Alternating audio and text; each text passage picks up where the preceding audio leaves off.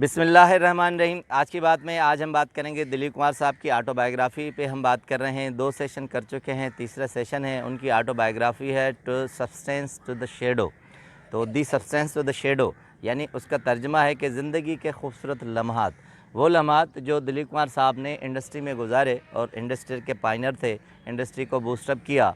तो उन्होंने वो ऑटोबायोग्राफ़ी नविता रानी हैं, सहेली हैं सायरा बानो साहिबा की। तो उन्होंने कहा था कि वो इस स्टेज पे नहीं हैं कि वो लिख सकें, वो बताते जाएं तो मैं लिखती जाऊंगी। तो बहुत इसरार के बाद ये ऑटोबायोग्राफ़ी मंज़र-ए-आम पे आई थी और बहुत शोहरत हासिल हुई। इंग्लिश में, उर्दू में, मुख्तलिफ़ ज़बानात में उनकी जो है ट्रांसलेट भी हो चुकी हैं। तो हमने 2 सेशन जो किए हैं वो सायरा बानो साहिबा के 4 वर्ड्स हैं स्टार्ट में। तो उनका आज तीसरा सेशन है, क्योंकि शरीक हयात ज़िंदगी में जो साथ रहता है वो अपने शरीक हयात को बेहतर जान सकता है। वो बाहर से अंदर से सारा निचोड़ के उसकी शख्सियत को ज़्यादा बेहतर अंदाज से एक्सप्लेन कर सकता है।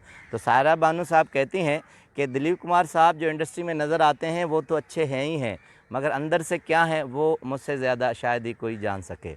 तो इसलिए हम ज़्यादा प्रेफरेंस दे रहे हैं सायरा बानो साहिबा के कमेंट्स को। वो कहती हैं कि दिलीप कुमार साहब में एक खूबी ये भी है कि वो मुनफी सोचों को, मुनफी ख़यालात को, मुनफी राय को, अल्फाज को नज़रअंदाज कर देते हैं और वो हमेशा पॉजिटिव वे में देखते हैं।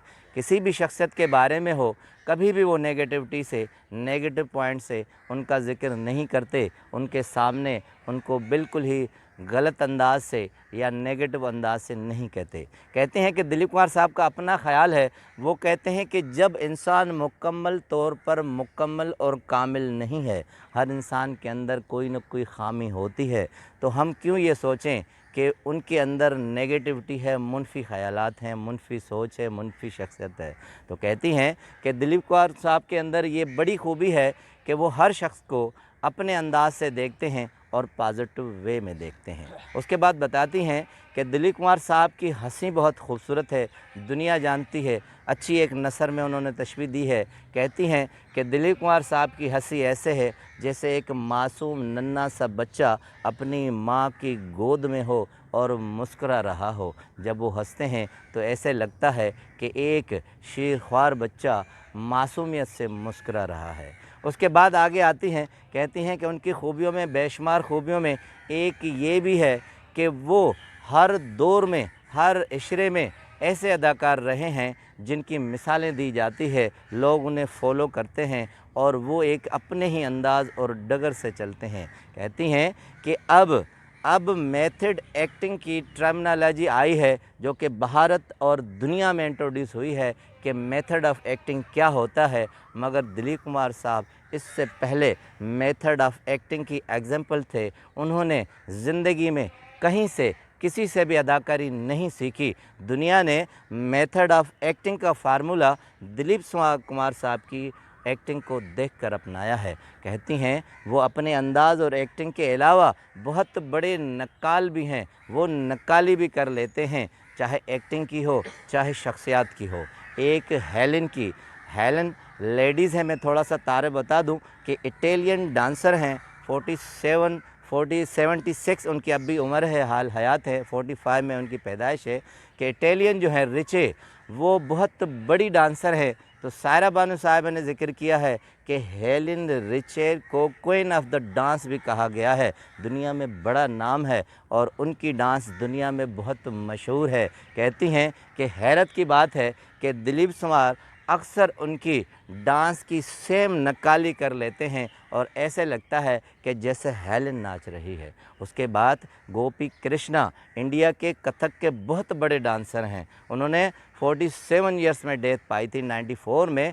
तो कहती हैं कि कथक डांस उनकी बहुत टेक्निकल डांस है, मगर दिलीप कुमार साहब कृष्णा की सेम टू सेम नक्काली करके वो डांस कर लेते थे। कहती हैं कि एक बार वो हमारे घर पर आए थे और उन्हें मालूम हुआ था कि दिलीप कुमार साहब मेरी सेम कथक डांस की नक्काली कर लेते हैं। तो कहती हैं कि हैरानगी की बात थी, उन्होंने फरमाइश की थी, उनके सामने दिलीप साहब ने कथक डांस की थी जो कि गोपी कृष्णा साहब ने बहुत एंजॉय किया था, लुत्फ़ अंदोज़ हुए थे और उन्हें सराहते हुए पीठ को थपथपाया था और उसे दाद दी थी।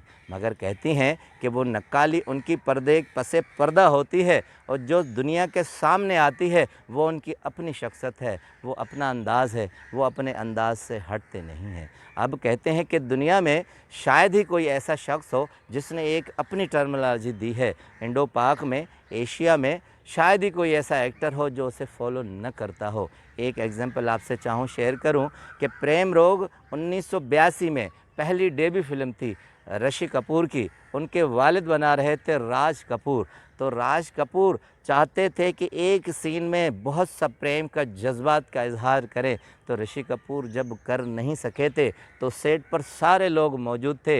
राज कपूर जो दिलीप कुमार का हम असर था और इंडस्ट्री में लाने वाला कमोबेश वही था, मगर अपने बेटे पे सख्त नागवार अल्फाज में चिढ़ गए और उसे कहा कि मैं तुम्हारे अंदर यूसुफ खान देखना चाहता हूँ, तुम इस तरह से अपने जज्बात को एक्सप्लेन क्यों नहीं करते। यूसुफ खान जो दिलीप कुमार के नाम से मशहूर थे, यानी कोई भी ऐसा डायरेक्टर नहीं था, कोई भी ऐसा एक्टर नहीं था जो उन्हें फॉलो न करता हो। उसके बाद सायरा बानो लिखती हैं कि दिलीप कुमार साहब में एक और दूसरी खुदादा सलाहियतें हैं कि वो शतरंज बड़े माहिराना अंदाज से खेल लेते हैं। उसके अलावा भूल भुलैयाँ हो, बूझो तो जाने हो, पहेलियाँ हो, बच्चों के साथ बैठते हैं, लगता है बच्चों की तरह वो कर रहे हैं सारा कमाल। कहती हैं कि उनकी सोच, उसके बाद कहती हैं उसमें दूसरी ख्वाहिशें, खुदादा सलाहियतें कि वो मुकर्रर बहुत अच्छे हैं, ख़तीब बहुत अच्छे हैं, उसके अलावा दानिश्वर हैं, हर टॉपिक पर, हर मौजू पर बात कर लेते हैं। उसके अलावा कहती हैं कि उनमें ये सारी खुदादा सलाहियतें कुछ मौजूद हैं, कुछ उसने अपने आप को पॉलिश किया है। अब आते हैं मोटिवेशन के पहलू पर कि नकल कभी भी कॉपी आदमी को आगे नहीं बढ़ाती, उनकी पहचान नहीं करवाती। दिलीप साहब चाहते कि किसी भी नकल करके, किसी भी टफ़ से टफ़ शख्सियत की नकल करके आगे बढ़ सकते थे, मगर नकल किसी को आगे नहीं ले जाती। आर्जी तौर पर तो कोई सहारा मिल जाता है, मगर परमानेंट अंदाज में किसी को आगे नहीं लाते।